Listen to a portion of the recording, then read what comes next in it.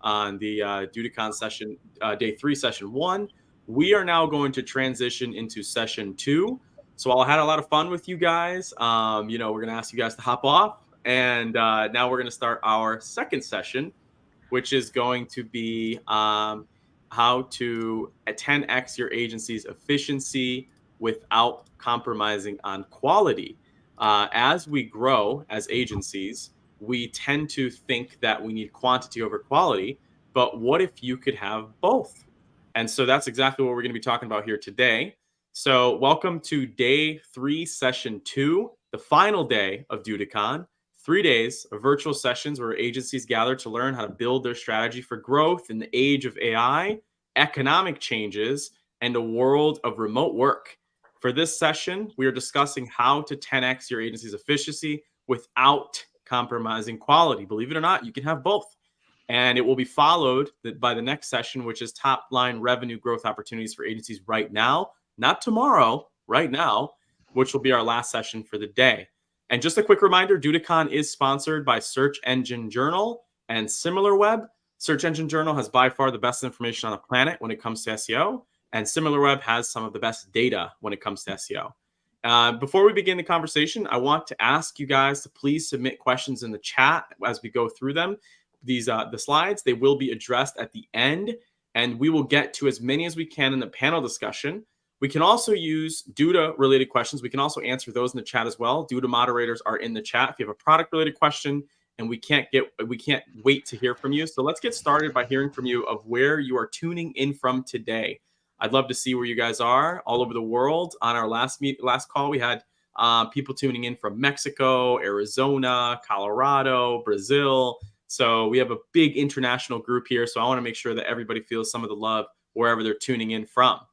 So what we're going to do is we are going to get started on talking about how to 10x your agency's efficiency without compromising quality.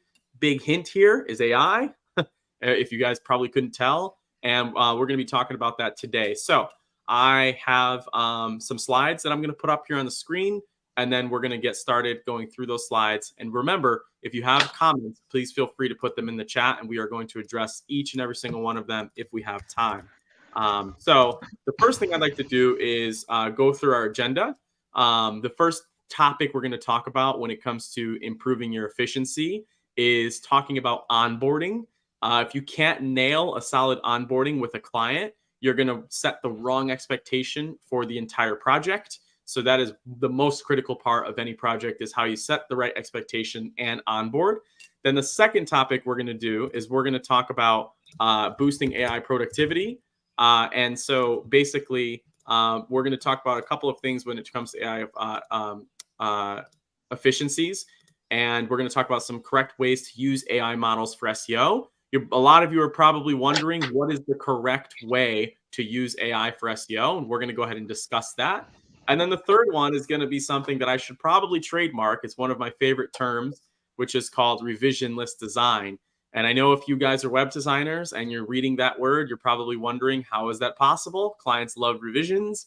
Well, if you do what we're going to show you today, there's a big likely chance that you're going to dramatically lower your design revisions and generate meaningful feedback, not just useless feedback from clients that you may have already known. So first things first, let's get started with our speakers. So my name is Ruan Marinho. I'm hosting the DudaCon third day. I'm the founder of DevelopMark, and we're really an SEO and digital marketing expertise agency. We've built over 350 Duda websites at this point, and I teach on YouTube to over 110,000 subscribers on how to use the platform and how to generate meaningful results for small business owners. And the next person I want to introduce you guys to is Avigayil. So Avigayil, why don't you go ahead and introduce yourself? Hey everyone, I'm Avigayil. I'm a product leader at Duda. And the product team that I'm leading is specifically focused in how we make our users more productive and efficient when it comes to building websites. So very relevant to the session we have today. Awesome. Thank you for coming on today. And we met in person in Colorado, and you had some really cool AI stuff that you talked about. So I'm really excited to hear some of that information today as well. And then we have Sharon, who is the managing director at Kangaroo UK. Super interested in hearing how you guys came up with that name, since you're not in Australia. But Sharon, why don't you go ahead and introduce yourself? Hi everyone, I'm Sharon. Like it says, I'm a director at Kangaroo UK. We help small businesses to achieve their goals. We've built over 150 Duda websites so far to date, and counting, and we are implementing a lot of the latest technology into a lot of the things that we do. Did you say 750? No, 150. Oh, okay. We're getting to. We'd like to be there. Well, you'll be there soon. We will. Be soon. Awesome. Yeah. Thank you so much for the introduction, Sharon. We're going to be talking a lot about some of the topics that we just discussed. So remember, guys, if you have comments during any time of the actual conversation, feel free to put them down and we'll make sure to address them towards the end. Okay, great. So let's get started. The first thing we're going to be talking about is onboarding. And there's a lot of challenges that come with onboarding, specifically when collecting information from your clients and collecting the right information. Sharon, I don't know if you see this on your end, but it's very brutal to have to ask a customer for the same thing over and over again.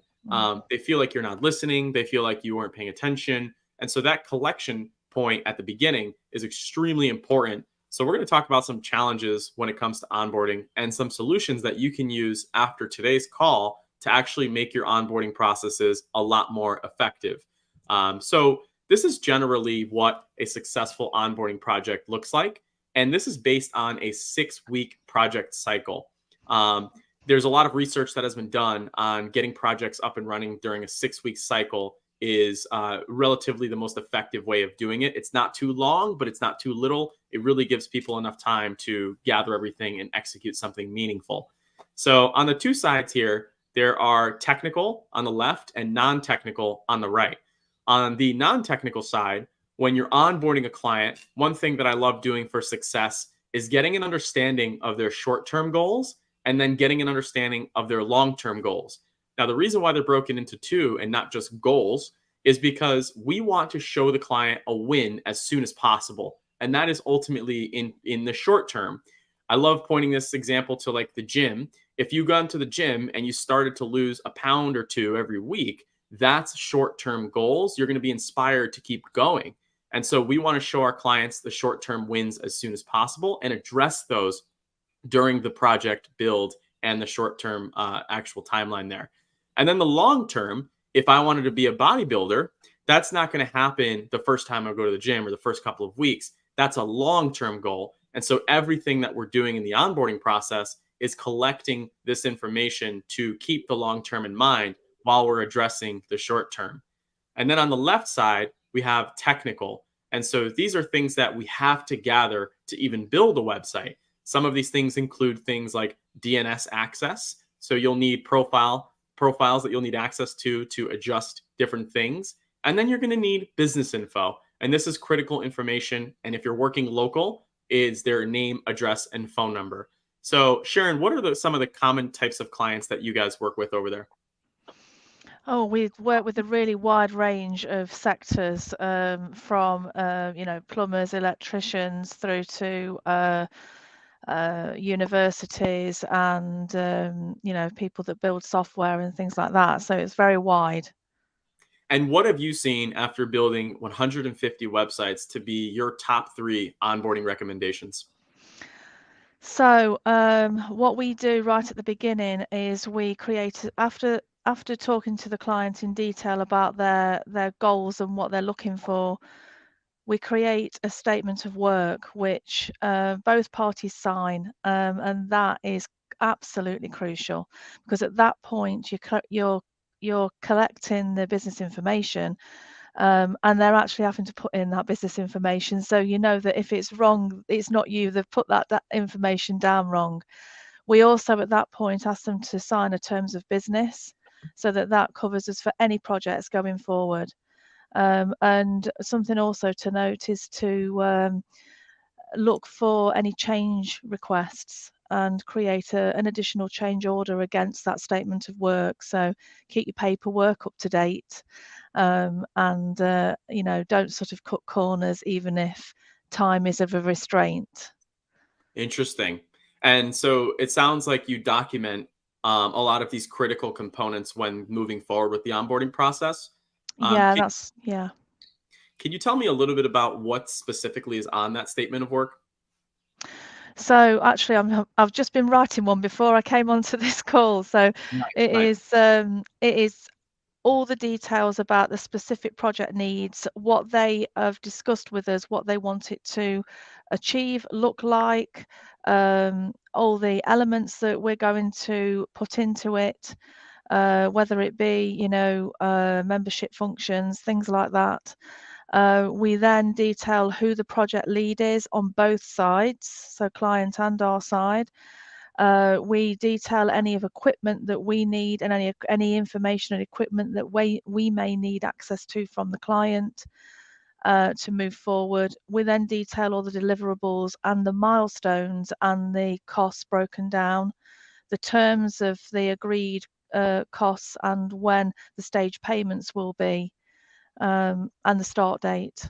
And then they have to sign for that, and it's all recorded. We use a piece of software called PandaDoc for that.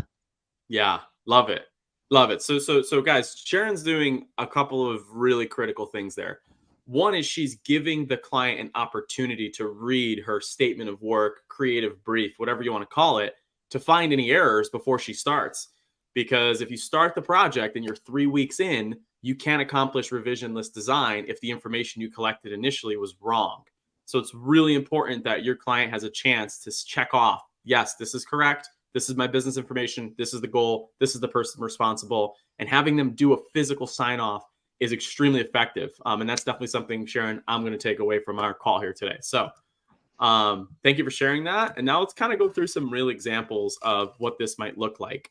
I'm going to share my screen really quick, and I'm just going to show you guys how we organize this information for our projects when it comes to Develomark. And then Sharon, maybe you can share some as well.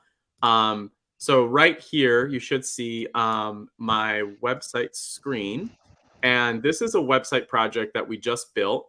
And you can see that the website has a lot of critical information on it, including things like address, phone number, the logo, things like where we're targeting for the SEO keywords, the different icons that we're using, the doctor's name, the target area for SEO.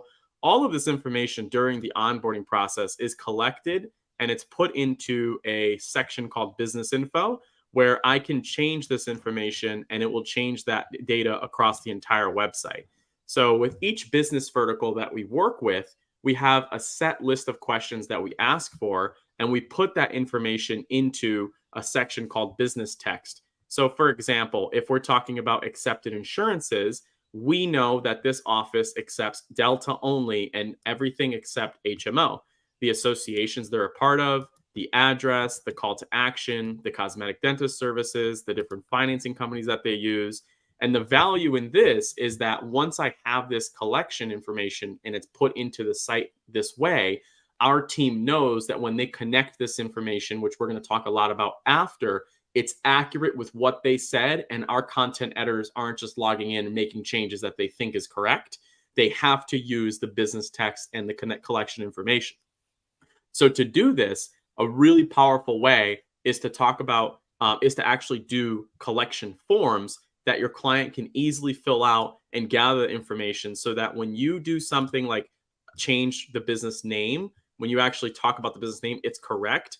So I'm going to kick it over to Avigayil, and she's going to talk a little bit about how we actually use Duda to get some of this collection information.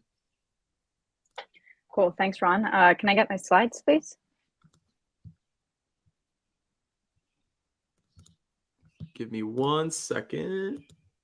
Oh, there we go. All right. So Ruan, thanks for setting that up nicely for me in terms of what I want to show all of you today. So Ruan showed that business info, and I'm going to show you exactly how you're able to get that content into the business info today, and also what the future of collecting content is going to look like. So first, in terms of how you collect that content today, you're able to copy a URL to a content collection form directly from the editor of any website.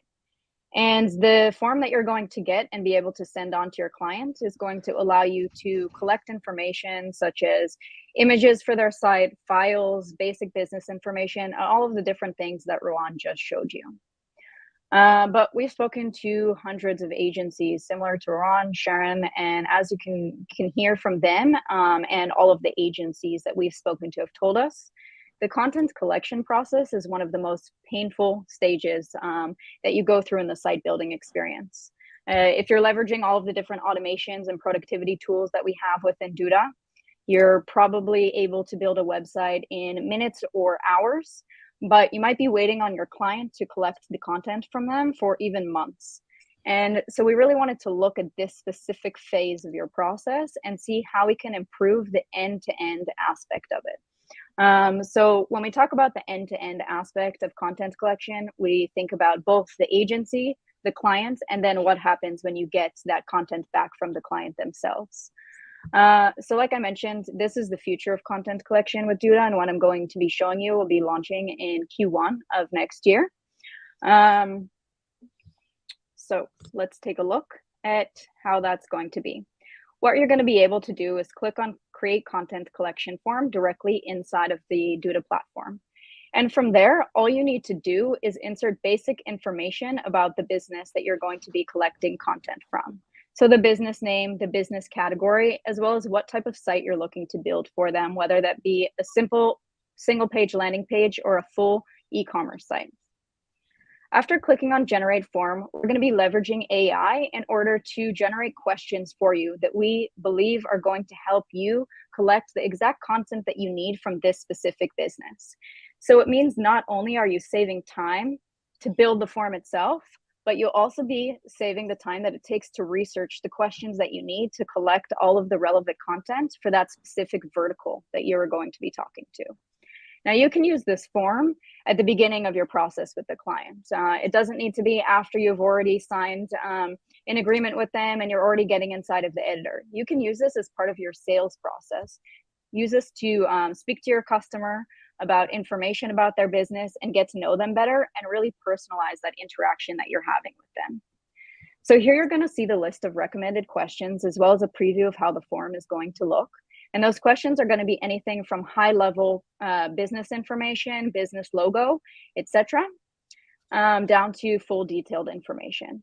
You can choose which questions you want to include in the form, and you'll also be able to add additional questions, whether you choose to do that manually or leveraging AI to recommend more questions to you.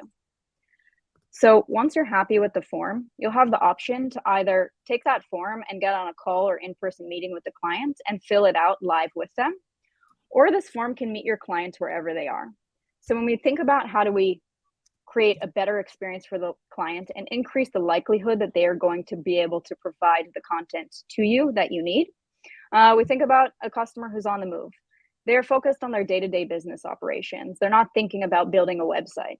And so we want to make sure that every aspect of that experience is going to be fitting to their needs. So in this case, your customer is on the go. They get the content collection form while they're on their phone. Everything is completely optimized for mobile. They can upload logo, images, and any place that we can, we'll use a multi-choice question to streamline the way that they're going to respond to those questions you're asking.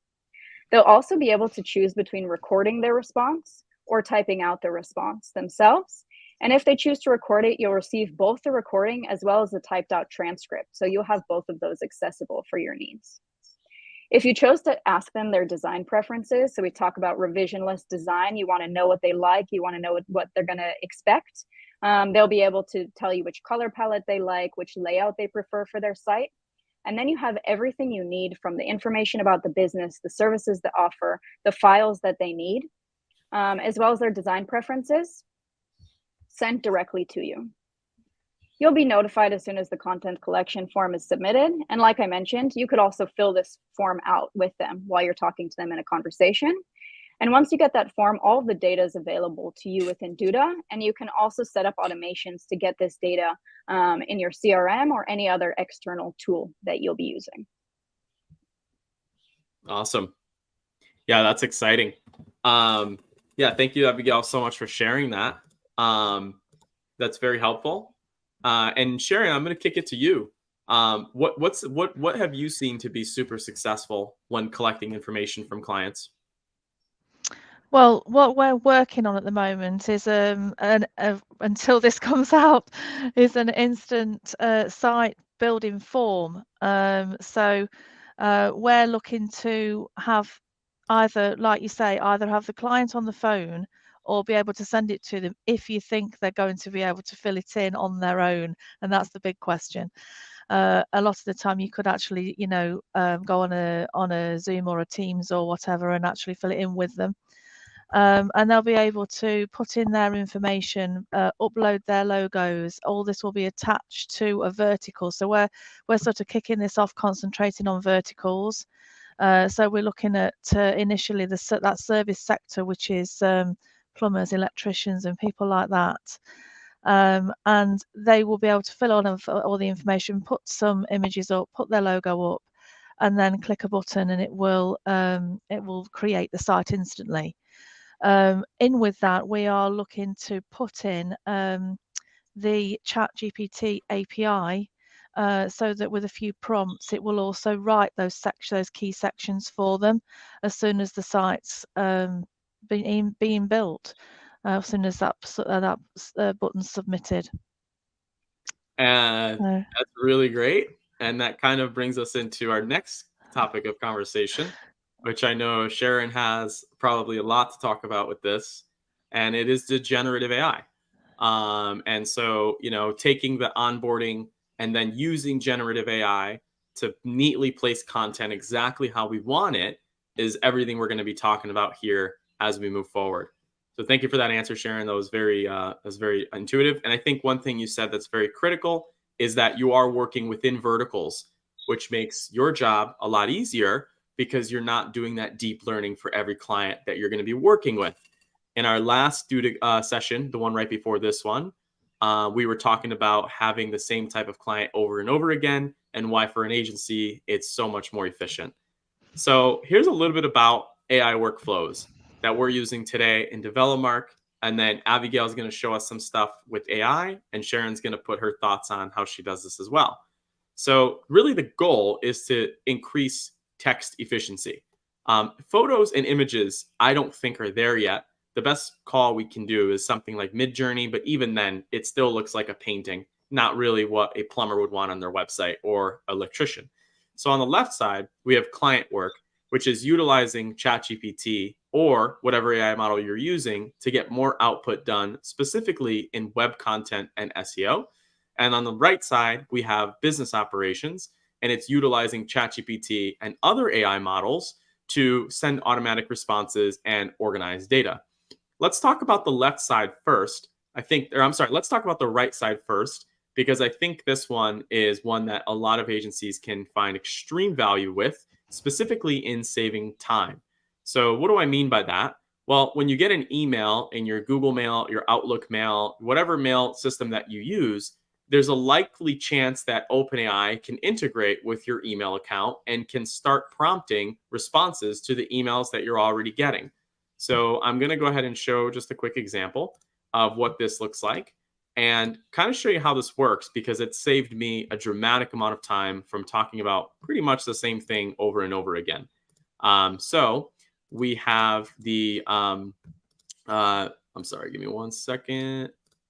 Share this part. Yeah.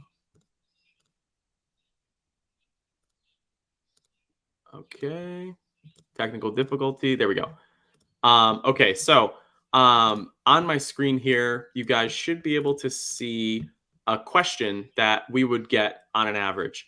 And really what that would say is something like, "Hi, Ruan, I'm looking to improve my SEO results, improve my website experience." Common questions that we would get from our business as an agency. With the simple click of a favorite, ChatGPT can now draft an email response to that person with a pretty comprehensive response to their question. So the way that this works is it's seeing the email, it's using a prompt to respond to that email, and then it's putting that information into our draft. And as you can see, the first question of the email was, how can we improve SEO? So OpenAI took a look at the question and responded it with 5 answers that are pretty on point. As an SEO expert, I can tell you these are pretty on point. And then the second one is user experience. It did that as well. The third one was improving advertising. It did that as well. And the fourth one is how can we add more content to our website? And it did that as well too. So just by using that favorite button inside of my email box with GPT integrated, I can improve my business operations pretty dramatically by just having to review this email. There are mornings when I come to work and I just favorite 5 or 6 emails and I have a professionally written draft for all of them, and they don't send automatically because I always want to check my AI's work. That's one example. The second example of how to do this for your business operations is to take client data, feed it to ChatGPT, and get you to get different responses. So for advertising accounts specifically, you can now plug into ChatGPT different email updates or anything that you really want it to do by taking that data and then having it give you a professional recommendation or response, so that our advertising managers don't have to spend hours creating these drafts, updating these reports, filtering through this data. ChatGPT 4 is extremely effective at doing that. And so that's what we're using ChatGPT for in our business operations right now. 2 of my favorite use cases, which is one, putting numbers into ChatGPT and giving us projections and analyzing data. And the second one is getting ChatGPT to respond to our emails or inquiries and really having a conversational like approach. So with that said, I'm going to kick it over to Sharon, and I'd love to hear a little bit more about how you're using ChatGPT to improve your business operations. Well, besides the fact that we are using the ChatGPT in Duda, which is amazing, to write the paragraphs and headlines, etc., and also the SEO that's just come in, that is also pretty brilliant. We also use it for blog writing. We have a lot of clients that we write blogs for. Not only does it help with titles for blogs, but it also helps to write the blogs. Obviously, we go through it to give the human touch, where, and alter where needs be. We also use it for social media posts and tags, hashtags, etc. But talking about imagery as well, we actually do use Midjourney, and you can get some pretty good things out of it, although it is very often overloaded, so you do have to pay for it. We also use the DALL-E 2, which is the chat from the open AI, and there again you pay for that, but that's also pretty good. And also we've been playing around with AppFlare AI, and that's really good for some quick product photos that you can place in with some fantastic backgrounds. That saves a huge amount of time. Huge. One tip is to, when you do actually get when you build in imagery, you do get a look that you like. Save prompt libraries somewhere. We save them in ClickUp. We use ClickUp for pretty much everything to do with our project management, and that saves us a huge amount of time as well.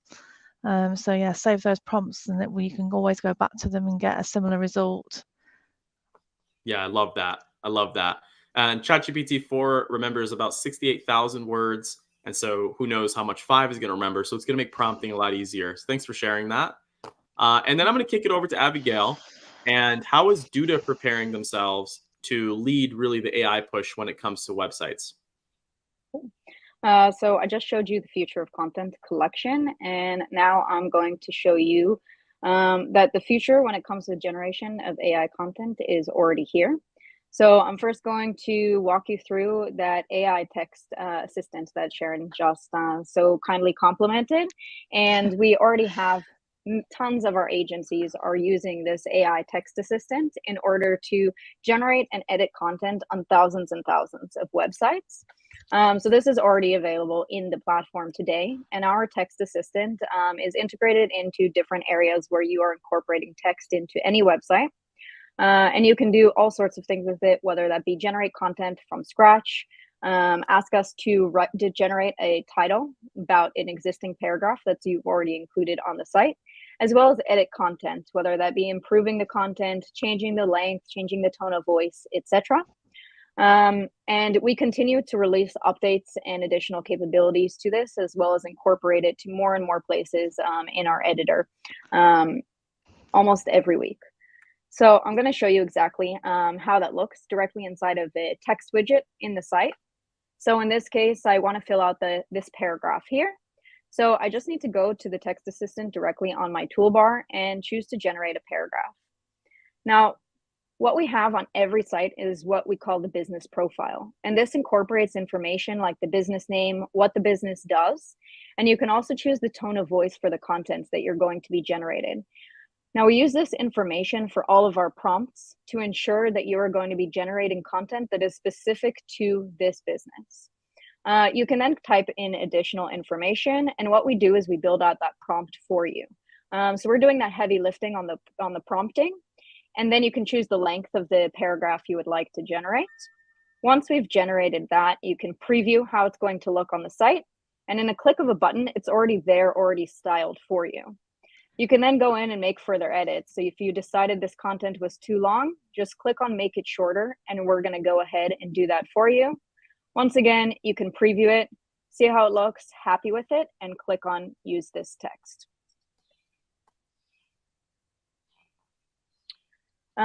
So as I mentioned, that text assistant is already available now and already being used by tons of our agencies to save lots of time when it comes to building out websites.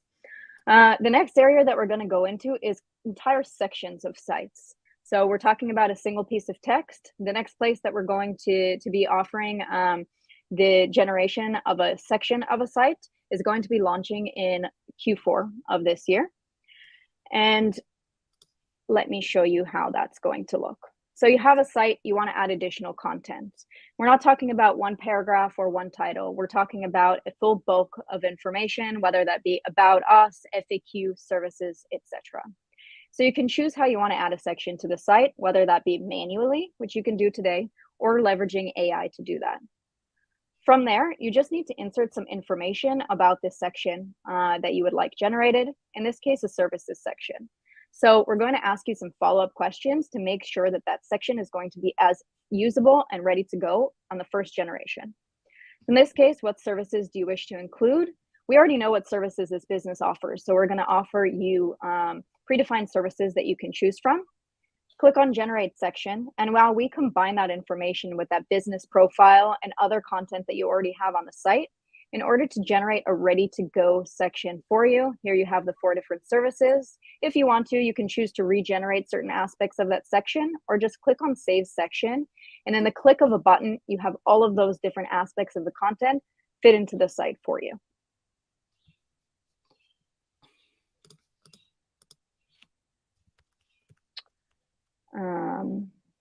Okay, so now looking at SEO content generation. Today, I think it was about 2 weeks ago now, we launched the option to generate SEO tags directly inside of the editor. So today we have this option on a page-by-page basis.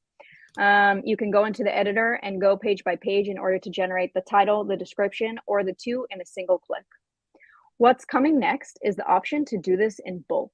So rather than needing to go page by page and click multiple different times, you'll be able to, in the click of a button, generate all of the SEO titles and descriptions, or all of the ones that you haven't already added to the site.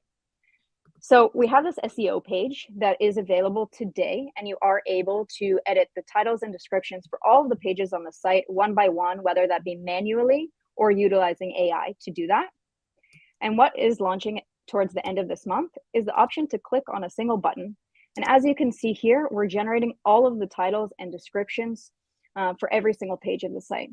The way that we do this is we take the content of the page and we use that to prompt AI to make sure that the titles and descriptions that you're getting are specifically about that page and not just taking the context of the name of the page. We're really looking at all of the content that you have on each and every page to generate the most relevant titles for you. You'll be able to review all of those, edit them if you want. If there's one that you prefer not to include, you can choose not to include that one. You can do everything in this single workflow. Once you click on save, here you have, in just a couple of clicks, 24 titles and descriptions generated for you. And you just need to click on save, and there it is. So back to you, Ron. Awesome. Yeah, that was an amazing presentation. I'm somebody who's definitely excited for that. It's good to see the content management system really taking that to the next step to make our lives easier. And so there was a question that I want to highlight here, which is from a gentleman named Sam. And he basically said, if we're able to pull up that comment, he said, are you able to apply, or I'm sorry, it wasn't that one. It was a different one. It was, sorry, I think it's from the same. No, it's from maybe they deleted it. Sam. Oh, there it is. Yes, it's from Sam. He said, are you able to apply any other filters to the AI generated content to make it more unique? If all Duda clients are using it for similar subjects, will it be producing similar content on all sites? So I'm going to answer that. And Abigail, maybe you have an answer too, and maybe we can put some thought leadership into this. Personally speaking, if your client has business information, things like their name, their address, their phone number, the services they offer, the financing options they offer, when you prompt AI, it's very unlikely that there's going to be another business with almost the same information as your client. So I think as long as you spend time putting critical information into the business info, like I showed before, to really make it unique and really make sure that you spent time, then when you prompt, it's never going to be the same content as a general business that doesn't take the time to put in business information. But Abigail, I'd love to hear your thoughts on this question as well. Yeah. So obviously it's critical for us to support your business as an agency. And we understand that our customers are digital agencies who are providing all types of services, whether that be rankings on Google, content, etc. So when we build out any solution, we are thinking of the quality of the content. We're not just looking at allowing you to generate a massive content with zero quality. So the business profile that I showed is designed to allow you to customize that content based off of the business itself. And that is something that we also consider adding more information to as time goes and as we see the quality of the content that's coming out. If we see that there's context that we might want to add there, we'll probably do that in the future. In addition to that, for every single solution that we develop and we integrate into your site build flow, we're looking at context. So AI is the output of AI is as good as the input that you're going to put, right? So if you put a couple of words, you're not going to get something great, right? You need to be specific. You need to provide context. AI doesn't know what it doesn't know. So we take context of the page in any area where it's relevant. So if we talk about generating a section and that section needs the context of the section above it and the section below it, we'll include that information in the prompt where we generate the content. For SEO, like I mentioned, it's the content of the page. So the assumption is that you're going to have content on the page that's of quality. We're using that quality content in order to output quality SEO titles and descriptions. And of course, we always recommend that you are going to read through any AI generated content and add that human touch before you are going to go live and publish it. Yeah, thank you. And Sharon, kicking it over to your side. Duplicate content is a worry of every SEO agency on the planet and probably in the Milky Way galaxy. And how do you handle that? How do you address that question? Because Sam asked a very valid question. And so what are your thought processes on duplicate content on a lot of these websites?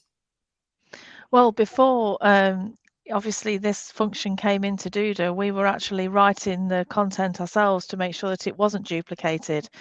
Because it is a massive issue. But like you've just said, you know, it is all about what goes into it. You have to put in the right prompts to get the quality out. So that is all about the human touch. And then, like you say, you've got to read through it. You know, it's SEO. The work of SEO has sort of drastically. We've been able to do better quality work and more work with the influx of AI because we can use it to help us with those written pages. We can use it to help us with the blogs and using the keywords in there. But again, you've got to put the right prompts in to get the right output. Yeah, I love that. Love that. Thank you so much for a thorough answer. So we're going to continue here. Guys, thank you so much for really diving in on the AI part. And once again, if you have comments, we're going to be answering them at the end of the call. Sam, thank you for the great question. So let's get back into it. And then kind of one thing that I wanted to touch on too is there's only so many ways you can talk about roof repair or electrical services or a lot of these services that our clients do. So don't ever think that your content's going to be duplicate because it's similar. As long as your client's in a different location, it's a different business, they have different business information, you're prompting the right way.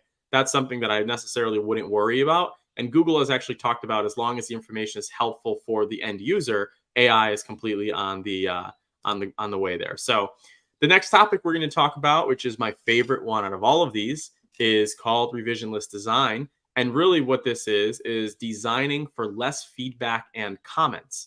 And so not that comments and feedback aren't great. It's just one of the key performance metrics that we have here at Develomark, and maybe it's the same at Kangaroo UK, is how many people go through our design process and have no comments and they're ready to go live. I know that that sounds crazy, but if you do the onboarding process the right way, you can accomplish revisionless design. So let's get into what that actually means. Well, remember, the goal here is to get lower revisions. On the right side, we're talking global, the revisions that'll impact the integrity of the website. That's really what we're talking about. If you show a site at the end of this whole process and you don't use the methodologies we're going to teach here today, there's a good chance that when you show the site, you're going to be inundated with comments and you're not going to have an inspired customer. You really want to crawl and then run. In the beginning of our conversation, Sharon talked about creating a creative brief or a scope of work project document that allows the customer to sign off on that document. We're going to show you a similar methodology that you can use in the beginning and the middle and the end of your design process to ensure that there is little to no revisions. And then on the left side, we have revisions. These are normal things, design specific changes, page by page specific changes. The goal is to not have any of these at the end. And if you do, Abigail is going to talk a little bit about how to actually automate that and make sure that you can make those changes really quickly without having to go page by page. So I'm going to share my actual computer screen at this point. And now I'm going to show you back to a little bit about how we go about this at Develomark, which I think could be really useful for agencies here that are working with local service-based businesses. So we have, when somebody searches in Google, keywords like Los Angeles dental bridges, Los Angeles in California, we want to make sure that our client's website is showing up at the top of the Google search results and that when they click that website, they're seeing a page design that's optimized for performance. So this is what we call an internal service page. And some companies call it internal page design. Some companies call it service page design. Some companies call it a collection design. And really, this page is containing similar content than all of the other pages. For example, if I go to routine cleanings, we're using a technology that Duda offers called dynamic pages that allows us to keep that same design and structure, but just with different content that's managed within an Airtable. So for example, you'll see the page design here. And as I change, this page design is going to stay the same. The only thing that's going to be different is going to be the contents of that page. And remember, the ultimate goal is so that when somebody types in a keyword phrase, we're showing up on Google. So revisionless design is understanding that most of the pages on a website are actually going to be the different services that that business offers. And it's not going to be the home page. So if you're designing the home page as a start, I would highly recommend, if you're going to get onto this philosophy, start by designing the internal page first. Not only because it makes up 90% of your design, but also it's one that gives your customer a feel before you develop everything. And if they have to make a change for this feel, you can use dynamic pages to reflect all of the designs within that category of that page. And so when we do this, you can see that the homepage design of the website is going to be a lot different than the internal page design of the website. And so we build the homepage almost last. And then during our entire design reveal, that's when we show the entire site design. At this point, when you show them an internal page design, you will have enough critical feedback to gain an understanding of what they like and don't like about the site before you build the entire thing. So we're kind of taking what Sharon said, and we're doing it in the initial part of the design by showing them one of their services rather than one of their home pages. And of course, we like to explain this as much as possible, that it's not their homepage. Because when we go to their homepage, the homepage's design is going to be completely custom. It is not going to be one that is going to look like the internal page. And we really want to make sure that they saw something that they liked before we actually design the entire website. If you just do that part right there, starting with a little crawl before you start walking and then before you start running, you're going to have a really good chance at having a revisionless design strategy, in that at the end, you may have to change text, you may have to change some small things. You're not going to have to change the integrity of the structure of the site. So Sharon, real quick, what are some of the things that you do to dramatically lower the amount of feedback that you get when you show a design? So other than obviously the fact that the statement of work that I mentioned earlier, which will have some of the look and the feel that the client wants to achieve, we also at that point will ask to see if we haven't created the brand, which you don't do in all cases. We'll ask to see some of the materials that they already use, because they will already have materials that they're happy with, that they're using out there already. So we need to use those and adapt those into the new site design.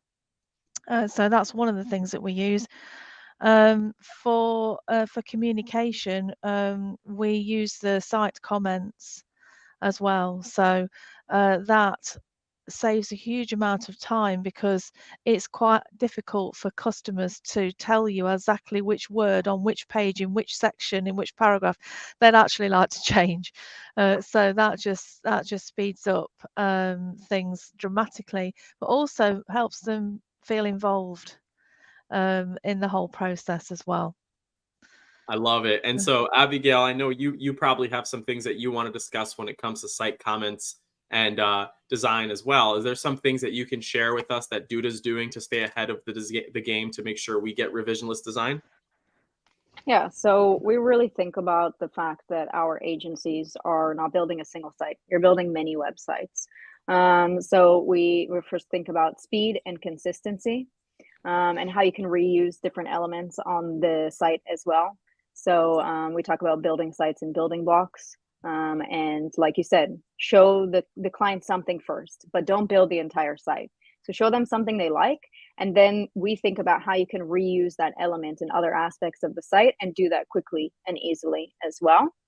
And I'm also going to be showing you both how you can use site comments, like Sharon is doing everything right, and setting things up for me for the features that I want to show you guys today. But I also want to show you how you can use a feature called the site theme, where this is going to allow you to change different aspects of the styling of the site in just a couple of clicks. So maybe we're not all as revisionless as Ruan and his clients are able to be. So your clients might come back to you with feedback, different things that you want to change across the site. And I'm going to show you how you can do that for different styles on the site in just a couple of clicks. So here we have a website. Sorry.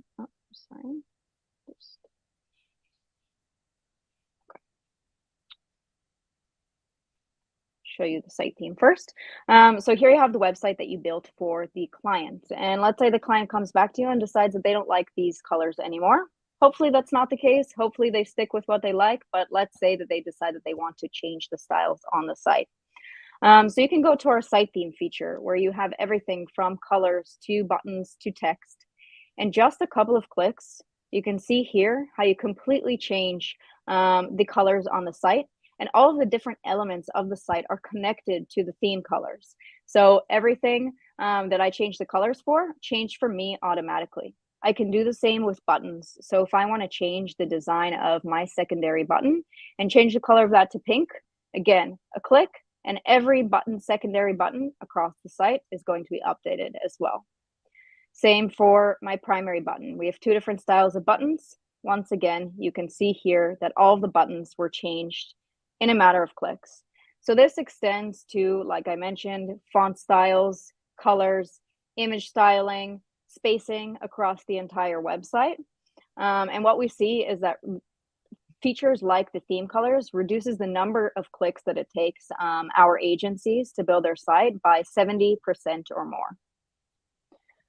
So now hopping back over to how you can collect feedback from how you can collect feedback from your clients and make sure that you have the context of that. So you might traditionally get feedback from your clients via email, phone call, text message, whatever it might be. And they'll tell you, hey, can you change that image? And you have no idea what image they're talking about. You don't know where it is on the site, and you don't know what image they want to switch it with. By the way, this can also happen internally with your team. So I'm going to show you how you're going to be able to leverage site comments, both with your clients and with your team members. So you can give your clients access to the site. And with Duda, you can choose if you want them to have access to edit or only to comment. So here the client is asking to replace an image. They can upload the image directly there that they want you to replace it with. So you know which image to replace, and you have the file already in the context for you. They can add comments all across the site. They'll be able to browse the entire site. And again, if you didn't give them edit permissions, they can't break anything. They won't be able to edit. Then as the agency, you'll be notified, and you'll also have the option to see only the sites that have unresolved site comments by filtering your site list. You can then go into the editor and see the comment log of all of the comments that are currently unresolved. Just by clicking there, it's going to navigate to the exact place. And you even have a shortcut. Just click, replace this image, and done. Problem solved. You can go through, read through all of the comments. And again, in this case, the client wants you to change the font. So you have the site theme there for you in a click. Exactly what they asked has already been changed.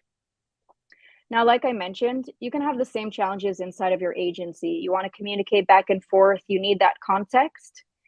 You can go in and decide which comments should be accessible for who inside of your organization. So if you want a comment to only be available for your internal team members, all you need to do is choose that option, internal only, and your clients won't have access to these comments. So you can back and forth collaborate amongst your team as well. Awesome. Awesome. So we have a comment. We have a question here that I definitely want to highlight. Abigail, thank you so much for that. That was really great. And it's from Eye Candy Designs. And they said, how do you explain site comments to your customers? Sharon, I'd love to hear how you do this specifically, because it doesn't take much technical expertise, but I do think that there is a little coaching that needs to be done here. So how does Kangaroo UK go about that? So when we are presenting a website to them to view, we explain to them at that point that just over on the right side of the site that they're viewing, there is a little tab that they can see for site comments, and they just need to click the plus and drop it wherever they want to on the screen and talk to us. And we haven't had any problems with anybody understanding it in that way. And they actually really love the fact that they can communicate in that way. And they like the fact that when it's resolved, they see that is communicated to them via email as well. So yeah, it's a great tool. Love it. Love it. And on my side, when we show them the final design reveal, we show them very similar to how Abigail went through how to do it on the actual editor. We do something very similar where we show them how to actually add a comment, provide them with access, and then they go ahead and take care of that. Sean B asked a really good question, which is the AI assistance also available to his customers, or is it just a feature for the designers or the administrators? Abigail, I'm gonna kick this question over to you. What Sean's asking is can his customers, when they log into his white label Duda account, use the AI assistance? Yeah. So it depends on the account plan that you have. On our custom plan, you would have the option to give your clients that permission, and you can choose if it's just specific clients or all clients across the site. And of course, it would be also connected to any other permissions that they have. So they would only have access to the AI SEO content generation if they have access to the SEO features, and the same for text generation if they do have the option to edit the text, because we do have very granular permissions, so they all speak to one another. Yeah, and that's really great, because as an agency, you want to have control of whether or not you give somebody access to those things, and that's a feature for your agency of value that another agency using something, another content management system may not be able to do. So another really great question from Alex Gontarov says, can you generate a website using the information you just collected in this form? When we were talking about the collection forms, and I think this gets a little bit into instant sites, which DevelopMark is experimenting a lot with. And so, Sharon, I want to kick that question over to you, because you mentioned that when people are submitting those collection forms, you're working on products that'll actually write content in certain sections based on your instant site. Can you tell me a little bit about, can you just get a little bit more information over to Alex? Yeah, so what we're working on at the moment is we're looking at, say, 3 templates. Let's take the plumber's situation again. At that point, the client will choose a template. They will then fill in a form, and we've already connected via the Duda API. We've connected each section within that template to the form. The client fills the form in with all their details. We're also putting in the ChatGPT API as well to do that, to help in that respect. And then they will be able to upload their logo, upload some images, and then once they click submit, it will instantly build that site. So that is sort of an end-to-end process.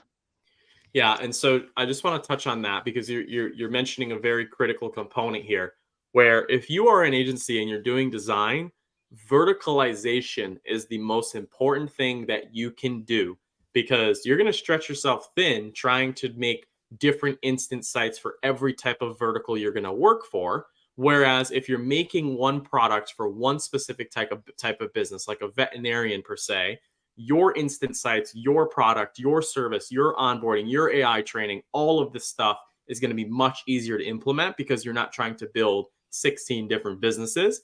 The other really critical thing that Sharon said is that Duda uses an API for the AI, and also ChatGPT 4 now has availability for you to get onto their API program. So I definitely think it's worth it for you to kind of test out those things just a little bit, just to make sure that you're comfortable with those different types of things.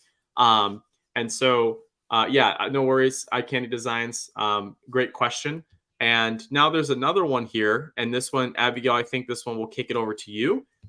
Jesse asked if our AI generated sections responsive. So any of our AI generated sections are going to behave in the same way as the manual sections that you're adding to the site today. So they are going to be pre-formatted for different devices. And of course, you will have the option to edit them afterwards, the same as if it was an AI generated section. So you'll have that full flexibility. Basically, we're taking the heavy lifting off of you for that initial build. If you don't see any changes needed, it will already be set up for you for different device types. But if you do want to make a change and show something on a certain device, change the styling, anything like that, you'll have the full flexibility that you have with any other section on a site to make those changes as you'd like. Awesome. Yeah, thank you so much for that explanation there. Glad to see that it's staying pretty similar. So Digital Marketing Dude LLC asked, outside of the new Duda form, what are other recommended tools for collecting all the data for onboarding? Sharon, I'm gonna kick that question over to you. Are there anything outside of Duda's native form that you use to collect critical onboarding information? Really, it's back to the initial statement of work and the terms of business. So we actually collect a lot of which is pretty important for agencies, the information for their accounts and where to, who we deal with that element, and what their actual business name is, and their business number, their correct registered address, etc. Because at the end of the day, we all want to get paid for the work that we're doing. So that's a pretty vital piece of information to collect, and we do that through PandaDoc. Yeah, and I want to give you guys an extremely untraditional way of answering that question. Anton, do you mind just putting that question back up on the screen? It was, outside of the collection forms, what are other recommended tools? It was Digital Marketing Dude LLC. One of my favorite ways, and this only works, Sharon, are a lot of your clients local to you,